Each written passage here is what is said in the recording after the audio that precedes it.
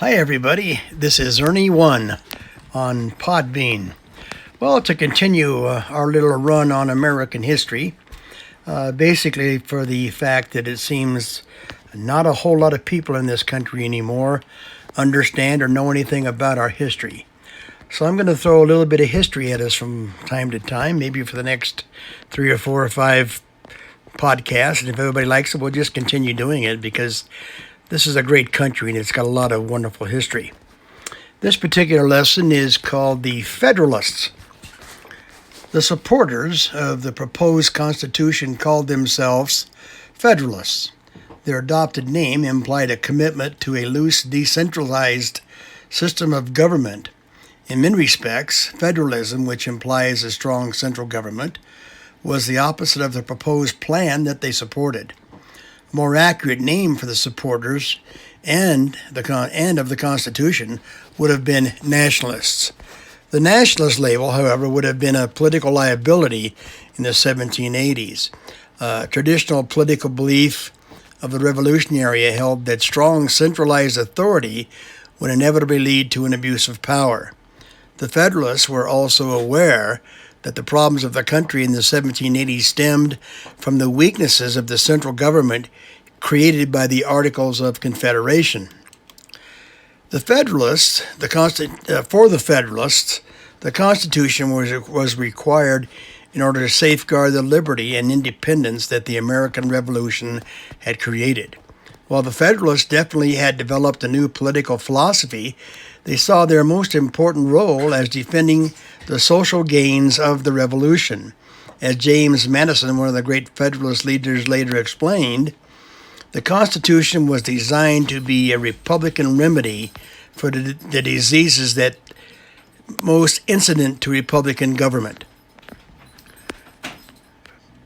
The Federalists had more than an innovative political plan and well chose the name to aid their cause.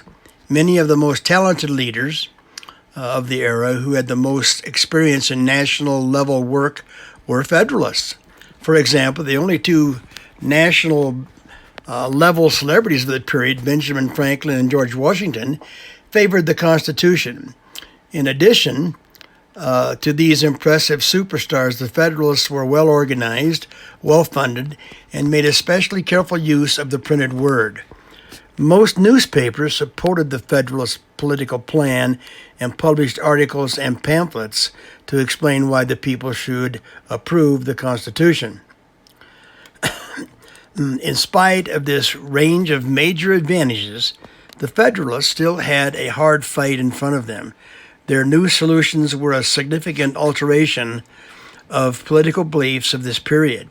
Most significantly, the Federalists believed that the greatest threat to the future of the United States did not lie in the abuse of central power, but instead could be found in what they saw as the excesses of democracy as evidenced in popular disturbances like Shays' Rebellion and the pro-debtor policies of many states.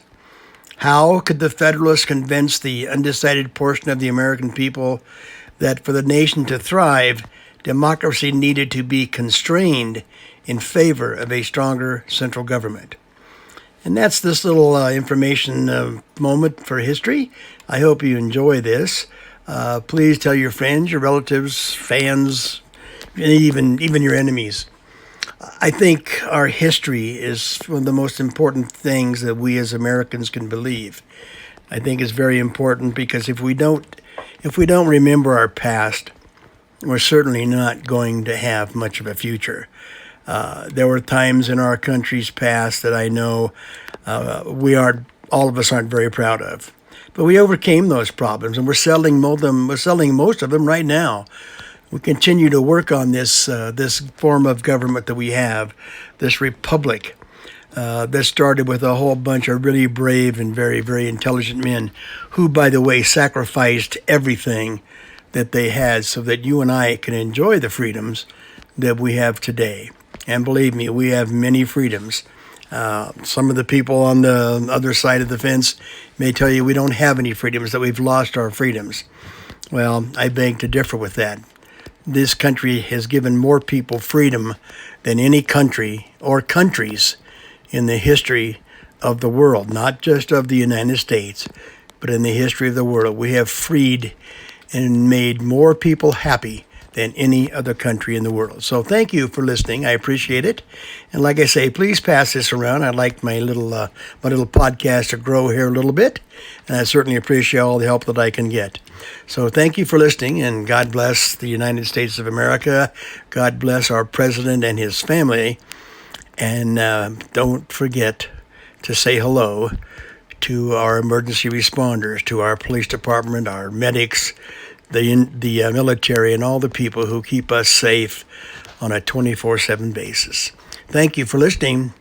God bless, and good night.